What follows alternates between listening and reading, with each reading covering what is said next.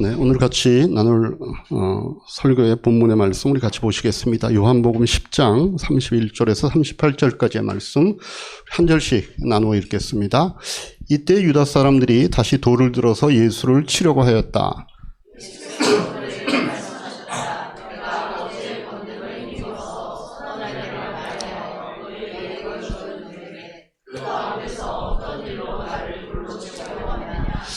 유대 사람들이 대답하였다. 우리가 당신을 돌로 치려고 하는 것은 선한 일을 하였기 때문이 아니라 하나님을 모욕하였기 때문이요. 당신은 사람이면서 자기를 하나님이라고 하였어. 예수께서 그들에게 말씀하셨다. 너희의 율법에 내가 너희를 신들이라고 하였다 하는 말이 기록되어 있지 않느냐. 하나님의 말씀을 받은 사람들을 하나님께서 신이라고 하셨다. 또 성경은 폐하지 못한다. 저기에 하나님이라고 한 말과 가지고 너희는 내가 내 아버지의 일을 하지 아니하거든 나를 믿지 말아라. 그러나 내가 그 일을 하고 있으면 나를 믿지는 아니할지라도 그 일은 믿어라. 그리하면 너희는 아버지 안에서 내 안에 계시고 또 내가 아버지 안에 있다는 것을 깨달아 알게 될 것이다. 아멘.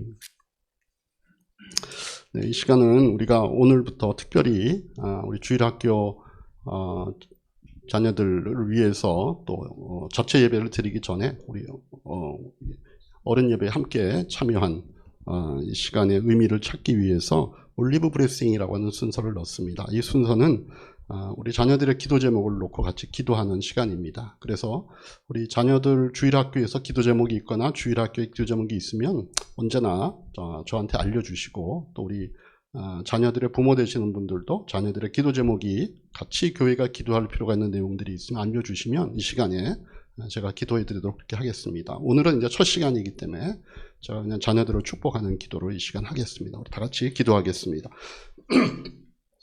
하나님 아버지 이야기교회를 사랑하여 주시고 하나님의 가족으로 이렇게 묶어주시니 감사합니다. 특별히 저희들에게 오늘 저희들과 함께 예배하며 이 교회의 중요한 구성원이자 가족이자 또 주님의 사랑하는 자녀인 아이니와 성재와 지연이와 수연이가 함께 이 예배를 드리고 있습니다.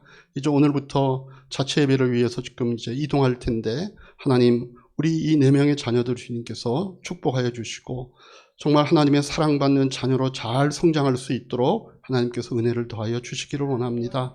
학교생활, 또 가정생활, 친구와의 관계에서 정말 예수님의 사랑받는 자녀로서의 모습을 잘 증거하게 하여 주시고 모든 친구들을 하나님 예수님의 마음으로 사랑할 수 있는 자녀 되어서 하늘나라의 복들을 많이 받는 우리 자녀들이 되도록 주님 아이니와 성재와 지연이와 수연이에게 한 주간 동안 은혜를 베풀어 주시옵소서. 그래서 모든 친구들이 우리들을 보고 정말 너 참 닮고 싶다. 너와 사귀고 싶다. 너와 친구하고 싶다. 너를 좋아한다라고 말을 들을 수 있는 그런 복된 한 주간의 삶이 되도록 은혜를 베풀어 주시옵소서. 예수님의 이름으로 기도하옵나이다. 아멘. 자, 우리 자녀들은 우리 남목자님과 함께 자녀 쪽으로 이동하겠습니다. 우리 다 같이 하늘 복 많이 받으세요. 서로에게 인사하십시다. 네, 하늘 복 많이 받으십시오. 자,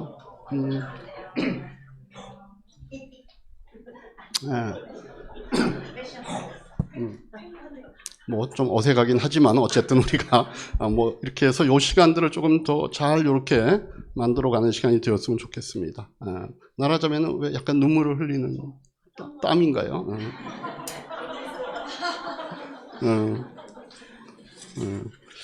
오케이. 오늘은 이제 저희가 가정주일입니다. 뭐 어린이주일 또 어버이주일 나눠서 하는 교회도 있지만 저희는 아마 이 가정주일로 계속 해왔던 것 같습니다. 뭐 그렇다고 특별히 하는 게 아니어서 오늘 설교라도 제가 가정주일에 맞는 설교를 준비하자 그래서 강의 설교했던 것들 우리 다음 주로 다시 이어가도록 하고 오늘은 제가 마지막 주에 하는 주제 설교를 오늘 이제 교회는 가족 공동체다라고 하는 제목을 갖고 여러분들하고 좀 나누려고 합니다. 오늘 본문에서 여러분 봤듯이 예수님께서 사역하는 기간 동안에 돌에 맞아서 위태한 상황이 2번 있었습니다. 오늘 본문에 나오는 이 장면하고 또 좀 더 가면 8장 59절에 나오는 이런 대목에서도 우리가 그걸 볼 수 있는데, 여기도 보면 그래서 그들은 돌을 들어서 예수를 치려고 하였다. 그러자 예수께서는 몸을 피해서 성전 밖으로 나가셨다라고 하는 장면이 있습니다. 여러분들, 이 유대 이 당시 사회에서 돌로 누군가를 친다라고 하는 것은 겁을 주거나 위협하기 위한 행동이 아닙니다. 이거는 죽이기 위해서 하는 행동입니다. 요즘 우리가 이렇게 길에 강아지들 좀 무서운 이런 유기견이나 이런 길 잃은 그런 동물들이 지나가면 이렇게 자기가 못하는 거 돌을 들어서 이렇게 위협을 줘서 쫓잖아요. 근데 그게 아니라는 겁니다. 유대 사회에서 돌을 들어 누구를 친다라고 하는 것은 이 사람을 죽이겠다는 겁니다. 그럼 그냥 죽이지 왜 돌로 쳐 죽이냐? 유대인의 율법에 있어서 시체에다가 손을 대고 이런 죽음에 손을 대는 것은 그게 저주를 받는 행동이기 때문에 자기가 직접 죽이지 않습니다. 그래서 돌을 던져서 원거리에서 이렇게 죽이도록 되어 있습니다. 그래서 돌을 던진다라고 하는 것은 내가 이 사람을 지금 죽이겠다라고 하는 그런 표현입니다. 그럼 왜 유대인들은 이렇게 2번씩이나 예수님을 죽이려 했을까요? 예수님이 나쁜 일을 해서가 아닙니다. 그죠? 오늘 아까 우리가 또 본문의 그 장면에서 보면은 예수님이 선한 일을 하셨다라고 얘기하고, 또 그 말을 듣는 유대인들도 지금 우리가 당신을 돌로 치려고 하는 것은 당신이 선한 일을 했기 때문은 아니다라고 알고 있습니다. 예수님이 한 행동 때문이 아닙니다. 이 사람들도 10장 33절 한번 볼까요? 뭐라고 나와 있나? 자, 10장 33절 나와라. 10장 33절 없나요? 나왔나요? 간절히 바래야 나오는군요. 유대 사람들이 대답하였다. 우리가 당신을 돌로 치려고 하는 것은 선한 일을 하기 때문이 아니다. 그죠? 그러니까 선한 일을 했다는 걸 인정하는 거예요. 그거는. 왜 그러면 돌로 치겠다 그러는 거예요? 하나님을 모독했다는 겁니다. 예수님이 하나님을 아버지로 부른 거예요. 우리 10장 29절 30절 보십시다. 그들은 나에게 주신 내 아버지는 만유보다도 더 크시다. 아무도 아버지 손에서 그들을 빼앗아가지 못한다. 그리고 아버지와 나는 하나다, 이렇게 얘기했거든요. 예수님께서. 심지어 또 8장 54절에는 뭐라고 되어 있습니까? 예수께서 대답하셨다. 이거 아까 앞서서 그 돌에 맞아 죽을 뻔했던 그 장면에 대한 그 앞 상황입니다. 내가 나를 영광되게 한다면 나의 영광은 헛된 것이다. 나를 영광되게 하시는 분은 나의 아버지시다. 너희가 너희의 하나님이라고 부르는 바로 그분이 내 아버지라는 거죠. 그러니까 예수님께서 지금 유대인들이 돌로 치려고 하는 그 이유가 뭐냐? 예수님이 하나님을 아버지로 불렀기 때문입니다. 이 유대인 사회에서는요, 아버지와 아들은 질적으로 동등한 존재를 나타내는 말입니다. 우리나라하고 좀 반대 개념이죠. 우리는 아버지와 자녀면 넘을 수 없는 벽이잖아요. 그죠? 이게 다른 겁니다. 근데 유대인 사회에서는 아버지, 아들을 그러면 이게 질적으로 동등하다라고 보는 겁니다. 그러니까 지금 예수님이 이 말을 하신 것은 아버지와 나는 하나다, 이 얘기까지 했잖아요. 자신을 하나님과 동등한 존재라고 선언하는 겁니다. 그러니까 그 말을 듣는 유대인들의 입장에서 이건 신성모독인 겁니다. 신성모독. 왜? 유대인의 율법이 뭐예요? 하나님은 한 분밖에 없는데 그 하나님을 자기가 아버지라고 부르는 순간 자기도 그 하나님과 동등한 존재라는 뜻이니까 다른 신이 생기는 겁니다. 그래서 유대인의 그런 신성모독죄는 어떻게 되냐면 돌로 치는 사형입니다. 레위기 그들의 율법을 얘기하고 있는 24장 16절에 보면 같이 한번 읽겠습니다. 주의 이름을 모독하는 사람은 반드시 사형에 처해야 한다. 온 회중이 그를 돌로 쳐 죽여야 한다. 주의 이름을 모독하는 사람은 이스라엘 사람은 말할 것도 없고 외국 사람이라 하여도 절대로 살려두어서는 안 된다. 그래서 예수님이 지금 2번씩이나 돌에 맞아 죽을 뻔한 위기에 처하는 겁니다. 근데 예수님은요, 단지 이 2곳에서만이 아닙니다. 그의 가르침 여러 곳에서 예수님은 하나님을 아버지라고 부르셨어요. 그걸 주저하지 않았습니다. 오히려 강조하셨습니다. 예수님 처음부터 그러셨거든요. 예수님 어린 시절에 누가복음 우리 2장 48, 49절 한번 보시죠. 같이 한번 읽겠습니다. 그 부모는 예수를 보고 놀라서 어머니가 예수에게 말하였다. 얘야, 이게 무슨 일이냐? 내 아버지가 내가 너를 찾느라고 얼마나 애를 태웠는지 모른다. 예수가 부모에게 말하였다. 어찌하여 나를 찾으셨습니까? 내가 내 아버지의 집에 있어야 할 줄을 알지 못하셨습니까? 예수님 어린 시절에 유대인들이 성인이 되면 그 1년에 3번씩 예루살렘 성전에 가는 의식이 있어야 되거든요. 그래서 예수님도 부모 따라 갔다가 나중에 이제 돌아오는 길에 없어진 거예요, 예수님이. 그 부모들이 막 찾아가지고 없으니까 계속 길을 더듬어가서 성전까지 다시 돌아간 거예요. 하여튼 예수님이 거기서 성전에 계신 거예요. 그 부모로서는 얼마나 그게 좀 반갑기도 하지만 좀 당황스럽잖아요. 그래서 야단칠 겸해서 얘기했는데 부모가 예수님이 뭐라 그러냐면은 육신의 부모인 부모들이 지금 그렇게 얘기하는데 예수님이 지금 내 아버지 집에 내가 있다는 걸 왜 모르셨어요? 이렇게 얘기하거든요. 이때부터 예수님은 하나님을 자기의 아버지라고 부르셨습니다. 또 우리가 주기도문에서도 그 얘기가 나오죠. 마태복음 6장 9절에도 보면 이게 다른 게 인용이 됐나 보다. 우리가 잘 알듯이 하늘에 계신 주기도문의 첫 대목이 뭐죠? 하늘에 계신 우리 아버지라고 부르잖아요. 그 주기도문은 요즘식으로 얘기하면 그 공동체의 비전 선언문 같은 겁니다. 우리가 모여있는 이 공동체가 과연 뭘 하는 것인가를 드러내기 위해서 요한의 공동체에서도 그런 기도문이 있었고, 그러다 보니까 예수님의 제자들이 예수님에게 우리 공동체는 뭐 하는 거예요? 우리 공동체를 드러낼 만한 그런 어떤 얘기를 우리에게도 그 기도문을 주세요. 그랬더니 예수님께서 하시는 말씀이 하늘에 계신 우리 아버지로부터 시작되는 그 기도문을 가르쳐 주시죠. 거기서도 제자들에게도 그러니까 너희는 하나님을 아버지라고 불러야 된다고 얘기하는 겁니다. 그래서 그 제자들이 전도 여행 후에 돌아와서 보고한 다음에 예수님께서 드리는 감사 기도문에서도 뭐라고 나옵니까? 안 가면은 10장 21절 22절입니다. 우리 한 절씩 읽읍시다. 제가 읽고 여러분들이 읽으세요. 그때 예수께서 성령으로 기쁨에 차서 이렇게 아뢰었다. 하늘과 땅의 주님이신 아버지, 이 일을 지혜 있는 사람과 똑똑한 사람들에게는 감추시고 철부지 어린아이에게는 드러내 주셨으니 감사합니다. 그렇습니다, 아버지. 이것이 아버지의 은혜로운 뜻입니다.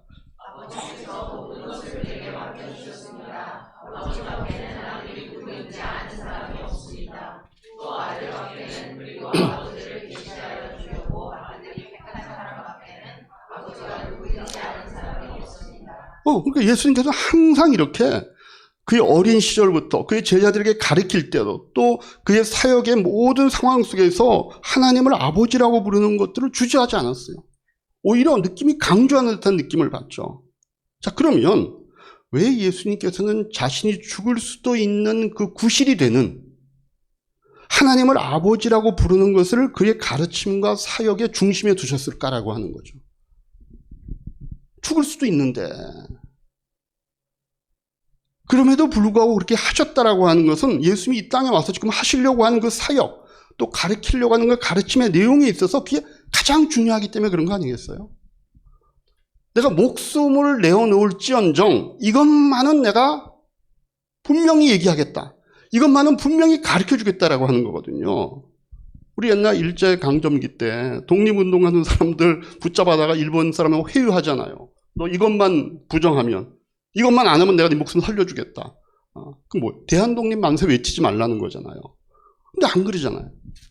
딴 거는 다 양보해도 대한독립 만세는 하겠다는 거잖아요. 그걸 목숨을 걸고 했잖아요. 이 비유가 적당한지는 모르겠지만 그런 느낌이 드는 거예요. 예수님께서 내 목숨과 바꿀지언정 내가 하나님을 내 아버지라고 부르는 것만은 내가 포기하지 않겠다. 오히려 이걸 내가 가르치겠다는 거거든요. 여러분 잘 생각해 보세요. 세상의 대부분의 종교는 자기가 숭배하는 신을 아버지라고 부르진 않습니다. 그렇죠? 오히려 더 구별하고 분리시키죠. 불교도 그렇고요. 유교는 더 말할 것도 없고요. 이슬람교 그렇고요. 유대교 그렇습니다. 자기가 섬기는 신과 그 신을 섬기는 숭배자 사이에는 엄청난 간격이 있는 겁니다. 그래야 그게 종교가 되기 때문에 그렇습니다. 그죠? 신과 내가 맞먹을 수 있어. 같아. 이러면 그 종교 자체가 성립이 안 되죠. 물론 세상에서 일부 왕들이 자기를 신의 아들로 부른 적은 있어요. 중국의 황제를 우리가 천자라고 얘기하잖아요. 하늘의 자식이다. 그리고 우리가 그 세계사를 공부해 보면 영국에서도 한때 영국의 왕들이 자기들의 왕권을 사람들에게 납득시키기 위해서 왕권 신수설이라고 하는 걸 얘기하잖아요. 왕은 다른 존재다. 신이 직접 인정한 존재다. 이렇게 얘기해서 근데 그 얘기는 왜 해요? 자기와 다른 자기 밑에 그 백성들과 자기를 분리시키기 위해서 그 얘기하는 거 아니에요? 우리는 구별된 존재라는 거예요. 그러니까 신과 그 신을 숭배하는 숭배자들 간의 그런 거리감이 있을 뿐만 아니라 그 신의 아들이라고 얘기를 일컫는 그런 이 세상의 통치자들과 그 밑에 통치를 받는 백성들 사이에도 어마어마한 간격이 있기 때문에 너희가 감히 나를 넘어올 수 없어라고 얘기할 때 우리는 그걸 종교라고 얘기하는 겁니다. 그런데 예수님은 하나님을 아버지라고 불렀어요. 자신만 그렇게 부른 게 아니라 우리가 봤듯이 제자들에게도 그렇게 부르도록 하는 겁니다. 너희가 하나님을 아버지라고 불러야 된다. 이 말은 무슨 뜻인가 하면 앞으로 예수님을 통해서 구원을 얻게 되는 모든 인간들도 사람들도 그렇게 하라는 뜻이잖아요. 그래서 지금 우리가 하나님을 뭐라고 불러요? 아버지라고 부르잖아요. 아버지.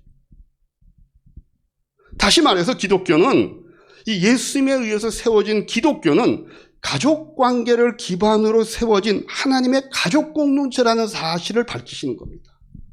내가 앞으로 세울 공동체, 이 공동체는 하나님을 아버지라고 부르는 그 가족으로 만들어지는 공동체다라고 얘기하시는 거예요. 다시 말해 예수님께서 이 땅에 오신 목적과 그 이유가 뭐냐? 타락하여 지옥에 갈 수밖에 없었던 그 마귀의 자식들을 구원하여 하나님의 가족들이 되게 하는 게 있다는 겁니다. 예수 믿기 전 우리의 신분이 뭐였습니까? 성경이 말하는 요한복음 8장 44절에 뭐라고 얘기하셔요? 너희는 너희의 아비인 악마에게서 났으며 또 그 아비의 욕망대로 하려고 한다. 우리가 예수 믿기 전 하나님의 자녀가 아닐 때는 우리는 다른 존재의 자녀였어요. 사단의 자녀였고 마귀의 자녀였고 그래서 그냥 두면 마귀가 있는 곳에 우리는 갈 수밖에 없어요. 그게 우리가 보통 성경에서 얘기하는 지옥 뭐 이렇게 얘기하는 거잖아요. 근데 그랬던 우리 존재를 예수님께서 오셔서 우리를 하나님의 가족으로 만드신 일을 우리가 그냥 전문적인 용어로 구원이라고 얘기하는 거잖아요. 자, 그럼 왜 예수님께서는 가족 관계를 기반으로 한 하나님의 공동체를 세우려 했을까? 왜 하필이면 가족 관계를 기반으로 한 공동체를 예수님께서 말씀하셨을까? 여러분, 구약의 이스라엘 민족을 세우실 때는요, 좀 달랐습니다. 그때는 하나님이 왕의 모습으로 이스라엘은 그의 백성이라고 하는 구조를 가지셨습니다. 그죠?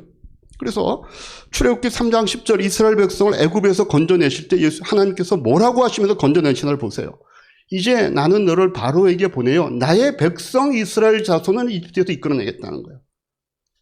내 백성을 이끌어낸다고 얘기하시는 거예요. 그리고 그 민족에게 율법을 줘서 그 법이 통용되는 나라가 세워지기를 원하셨던 겁니다. 출애굽기 24장 12절에 나오죠. 십계명 받을 때 하는 얘기예요. 주님께서 모세에게 말씀하셨다. 너는 내가 있는 산으로 올라와서 여기에서 기다려라. 그러면 내가 백성을 가르치려고 몸소 돌판에 기록된 율법과 계명을 너에게 주겠다.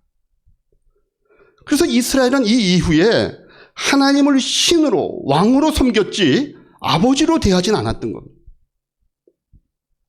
그래서 이 공동체, 그렇게 세워진 공동체의 결속과 유지야, 그 존재의 근원은 다 법이었어. 율법이라고 하는 것에 율법을 지키냐 지키지 않냐로 문제가 생기거나 없어지거나 그랬던 거예요.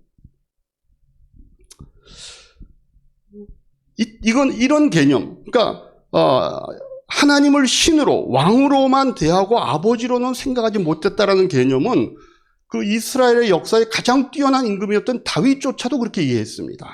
그래서 역대상 17장 21절에 보면 다윗이 이런 고백을 하죠. 나단이 다윗에게 말하였다. 임금님께서 임금님과 함께 하나님께서 임금님과 함께 계신 무슨 일이든지 계획대로 하십시오 이렇게 얘기하면서 쭉 얘기하는 어떤 대목들이 나옵니다. 요거 이 뒤에 있는 말들이 같이 안 나왔는데 여기 보면 다윗이 뭐라고 얘기하는가 하면은 내 백성 이스라엘을 하나님이 이토록 사랑하시니라고 이렇게 표현하는 대목들이 나옵니다. 그러니까 이스라엘의 가장 뛰어난 하나님과의 관계에 있었던 충실했고 하나님의 사랑을 받았던 왕인 다윗조차도 하나님과 자기들과의 관계를 왕과 백성의 관계로만 이해를 했다는 거죠. 그게 이스라엘이라고 하는 하나님의 공동체가 처음 세워질 때의 성경이 예고하는 모습이었습니다. 물론 이때는요, 재미있는 게 하나님은 이스라엘을 자녀로 대하고 계셨어요. 그리고 예레미야 3장 19절 한번 보시죠. 같이 한번 읽겠습니다.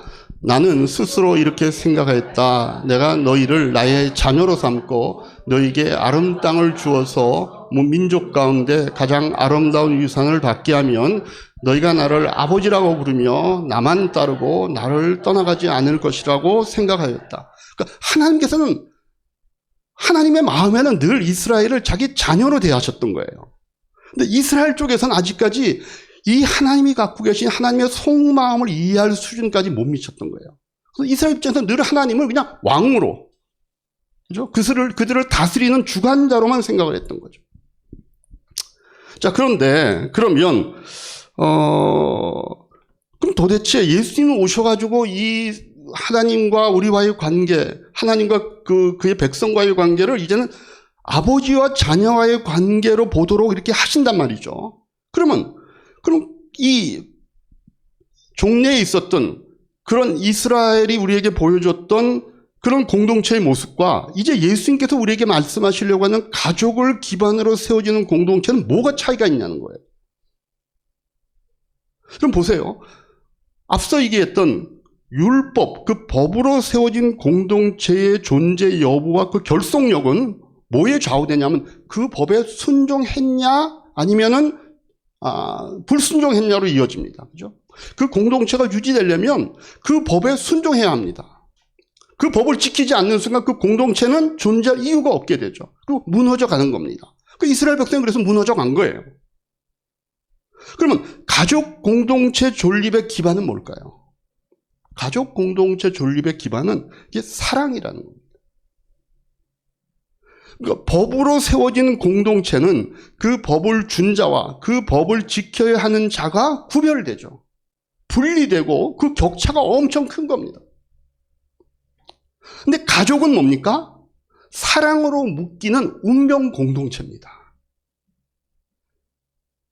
이건 사랑은요, 여러분, 사랑을 주는 자와 받는 자가 격차가 있지 않습니다.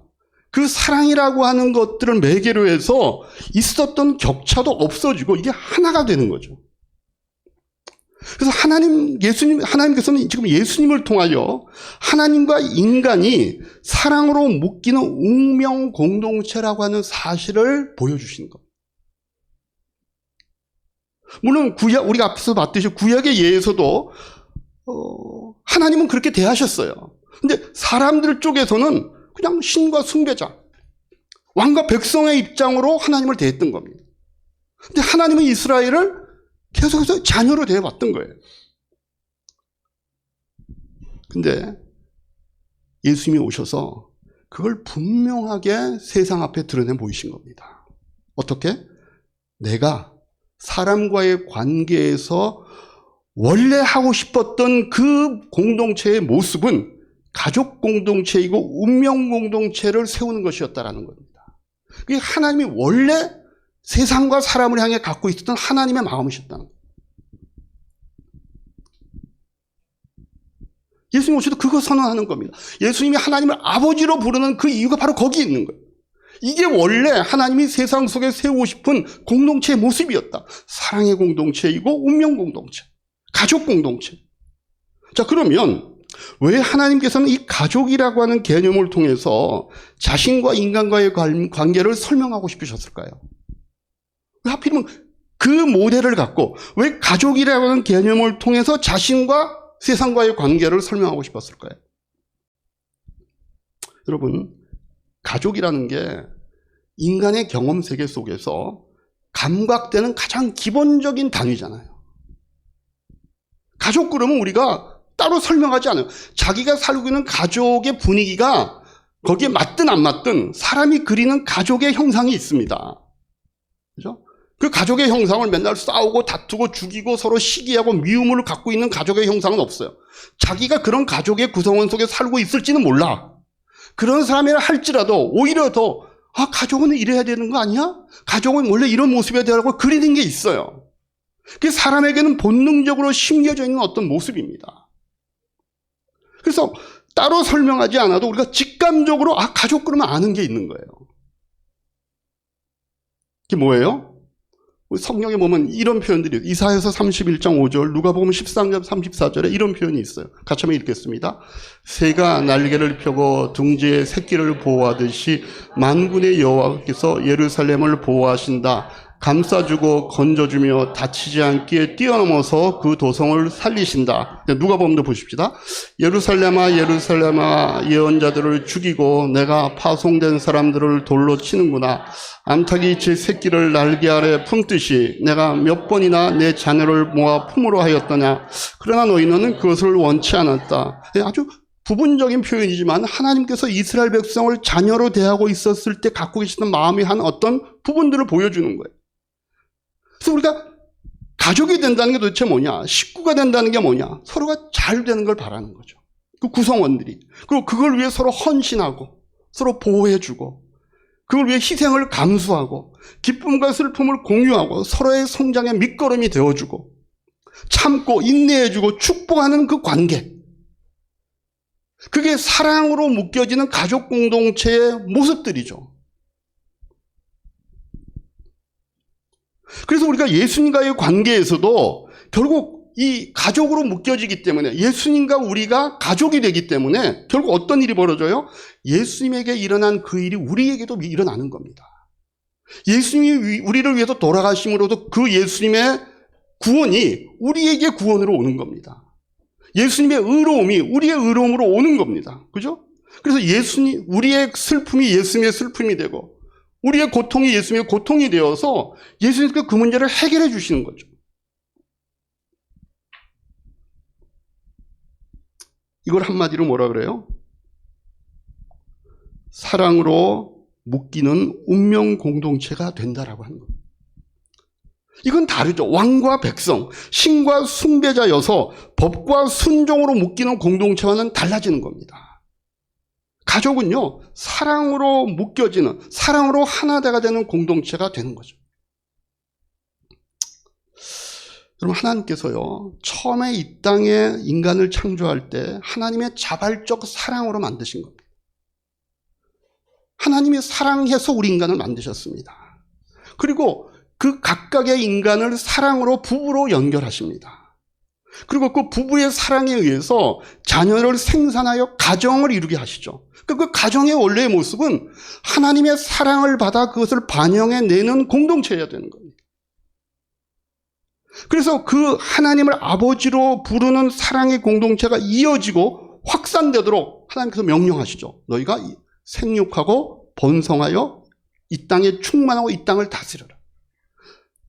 지금은 너희 두 사람이지만, 그리고 너희가 낳을 자녀들에 의해서 만들어지는 작은 공동체지만, 너희가 나에게 받은 그 사랑을 기반으로 해서 그 사랑이 다스리는, 그 사랑이 지배하고 그 사랑의 분위기가 가득 차는 그 공동체를 에덴을 넘어 온 세상으로 점점 확대해 가라고 하는 명령을 인간들에게 주시는 겁니다.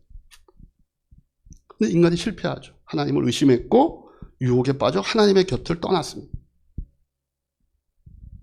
그리고 그 역사가, 하나님을 떠난 역사가 점점 진행이 되어서 지금 인간 세상은 어떻게 되었습니까? 이제는 사랑이라고 하는 말로 묶을 수 있는 공동체가 사실은 하나도 없는 상태에 빠진 겁니다. 그걸 우리가 그냥 일반적인 말로 타락했다라고 얘기하는 거예요. 가장 그 사랑의 기본이 되는 혈육으로 묶이는 가족에서조차도 이제는 가족끼리 서로 싫어합니다. 미워합니다. 어떨 때는 가족끼리 죽입니다. 그 세상 속에 우리가 사는 겁니다. 그런 세상을 향해, 그런 현실 속에 있는 세상을 향해 예수님이 오셔서 자기의 십자가의 죽음을 통해 인간을 그렇게 망가뜨린 죄의 뿌리를 뽑아내시면서 그의 피로 새로 값주고 산 성령으로 거듭난 자를 이 땅에 만드시는 겁니다. 그래서 그들로 하여금 하나님을 아버지라고 부를 수 있는 공동체를 회복하라고 얘기하는 겁니다. 원래 그랬어야 하는 그 가족의 모습, 그 모습을 가진 공동체를 이 땅에 다시 세우라는 겁니다. 그 공동체는 혈육이라고 하는 좁은, 인간이 생각할 수 있는 그런 최소 단위의 그런 가족이라고 하는 그 울타리 안에 있는 그 공동체를 넘어서는 공동체여야 된다는 겁니다. 그래서 예수님께서 우리가 지난번 강해 설교에도 살폈듯이 마가복음 3장 33절에서 뭐라고 얘기하십니까? 마가복음 같이 한번 읽겠습니다. 예수께서 그들에게 대답하셨다. 누가 내 어머니이며 누가 내 형제들이냐. 그리고 주변에 둘러앉은 사람들을 둘러보시고 말씀하셨다. 보아라, 내 어머니와 내 형제 자매들이다. 누구든지 하나님의 뜻을 행하는 사람이 곧 내 형제요 자매요 어머니다. 이거는 혈연한 가족을 무시하는 게 아닙니다. 그걸 뛰어넘는, 그죠? 사람이요, 희한하게 가족 관계도 이기적일 수 있습니다. 가족 안에서 사랑하고 섬기고 뭐 정말 서로를 잘됨을 축복하고 이런 아름다운 가정의 모습을 갖고 있는 가족들이 많이 있습니다. 근데 거기에 묶이는 겁니다. 그러면 그것 자체가 이기적일 수 있습니다. 그걸 뛰어넘는 다른 가족과의 관계, 세상과의 관계, 그죠? 주님이 그걸 넘어서는 가족 관계를 원하신다는 겁니다. 그래서 원래 하나님이 이 땅에 세우시기를 원했던 그 모습, 내 가족만 사랑하는 모습으로 묶여 있는 게 아니라 그게 점점 확대되어서 사랑이 뭔지를 모르고 사랑이 없는 그 세상 앞에도 우리가 행할 수 있는 사랑의 모습으로 세워지는 그 공동체, 그걸 확대해가라는 겁니다. 그게 예수님이 원하신 공동체이며 그 공동체의 이름을 바로 교회라고 부르시는 겁니다. 그래서 사도 바울이 교회들에게 편지할 때 하나님을 뭐라고 부르면서 편지하나 보십시오. 로마서와 갈라디아서 이런 표현 나오죠. 아까 우리 윤수가 얘기했던 정확한 표현이 나옵니다. 같이 한번 읽겠습니다. 로마서부터. 여러분은 또다시 두려움에 빠뜨리는 종살이의 영을 받은 것이 아니라 자녀로 삼으시는 영을 받았습니다. 그래서 우리는 그 영으로 하나님을 아빠 아버지라고 부릅니다. 갈라디아서 시작. 그런데 여러분은 자녀이므로 하나님께서 그 아들의 영을 우리의 마음에 보내주셔서 우리가 하나님을 아빠 아버지라고 부를 수 있게 하셨습니다. 우리로 하여금 하나님을 아빠 아버지라고 부르는 그 새로운 예수님의 피로 값주고 산, 그죠? 그 새로운 혈육의 공동체를 만드신다는 겁니다. 이번 주에 저희 집사람이 제가 이 설교를 할지는 몰랐는데 그 표현을 해서 이게 하나님의 섭리인가 보다라고 하는 하나의 제가 오늘 들 예를 하나 제가 들은 게 있어요. 집사람이 그러더라고요. 이제 제가 지난번 설교도 얘기했지만 저희가 요즘 저희 가정에 좀 힘든 문제들이 있습니다. 그래서 그걸 놓고 집사람도 기도하고 저도 기도하고 있는데 집사람이 어느 날 새벽 기도 자리에서 그랬대요. 우리 아버지가 아직 살아계셨다면. 우리 장인어른이 조금 여기 있으셨거든요. 돌아가셨어요. 많진 않았는데 제가 많이 이렇게 하진 않았잖아요. 한 2번. 저희 집보단 있었어요. 그래서 우리 아버지가 살아계셨으면 우리가 이렇게 힘들 때 뭐 야단은 좀 치셨겠지만 뭐 충고도 하시고 있겠지만 뭔가 좀 도움을 주지 않았을까. 그러면서 너무 이제 새벽기도 자리에서 마음을 이렇게 했는데 그때 하나님이 딱 얘기하시더래. 내가 네 아버지잖아. 그래서 집사람이 거기서 쭉 내려가다가 맞아!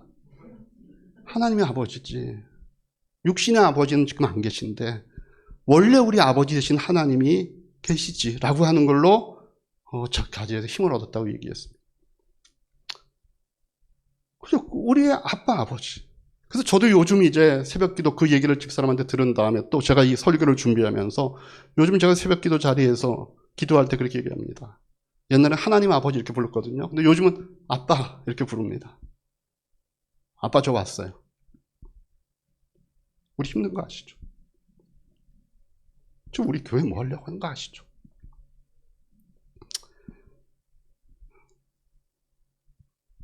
육신의 아버지 안 계시지만 저도 아버지 안 계시거든요. 하나님 아버지 되주신다 그러니까. 그 아빠가 우리 교회와 우리 가정과 우리 모든 성도들의 삶 속에 함께 계심을 저는 이제부터 믿습니다.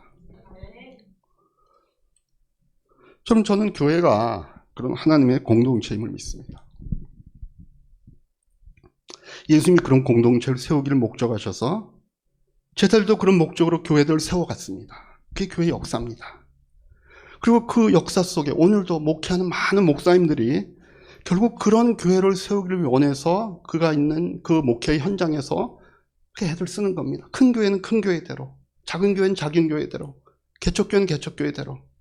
제가 요즘 만나는 목사님 중에 한 명이 이제 교회를 막 개척한 지 딱 100일 된 목사님이 계셔요. 커피숍 갔다가 우연히 만났는데 제가 익숙한 책을 보고 계시더라고요. 그래서 내가 이렇게 물어보다가 보니까 큰 교회, 우리가 이름만 대면 아는 큰 교회 부목사님으로 계시다가 이제 개척한 지 100일 됐는데 이렇게 큰 교회에서 목회하는 게 무슨 의미겠나 싶어가지고 그 교회 지원도 받지 않고 결단하여 나와서 개척을 시작하셨다는 겁니다. 나와 보니까 너무 허허벌판이 사는 거예요. 속으로도 이제 그러니까 그런 아쉬움이 있죠. 조금 더 있다가 교회에서 얘기할 때 후원받아서 나올 걸. 그럼 최소한 뭐 교회 나올 때 큰 교회들은 뭐 한 2, 3억씩 주거든요. 그리고 교인들도 뭐 어느 정도 보내주고. 근데 그게 싫어가지고 본인이 나왔는데 나와 보니까 이게 정말 황량한 벌판이라는 거예요. 그죠? 큰 교회에 있어서 부목사 하면 그래도 그 교회에 있을 때는 괜찮거든요. 뭔가 있을만 하니까 있는 거잖아요. 교인들도 좋아하고 뭐 어떤 뭐 행정 능력도 있고 말씀도 있고 있잖아요. 달란트가. 나와 보니까 그걸 쓸 수 있는 대상이 아무도 없는 거예요. 본인이 가서 다 와서 자 우리 교회 오세요. 예수 믿으세요. 뭐 이렇게 하고 되는 거예요. 근데 그 고민을 하던 저를 만난 겁니다. 그분이 보기엔 제가 대교회 목사죠. 근데 따져보니까 그 교회 교인들도 벌써 한 30명 우리보다 많더라고. 30명.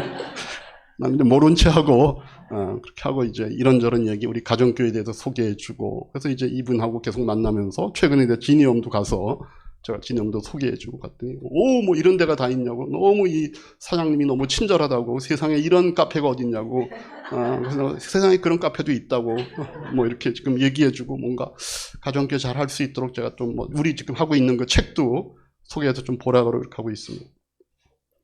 그런 교회를 세우기를 원하는 거예요. 모든 목사님들이 그렇고 저도 마찬가지입니다.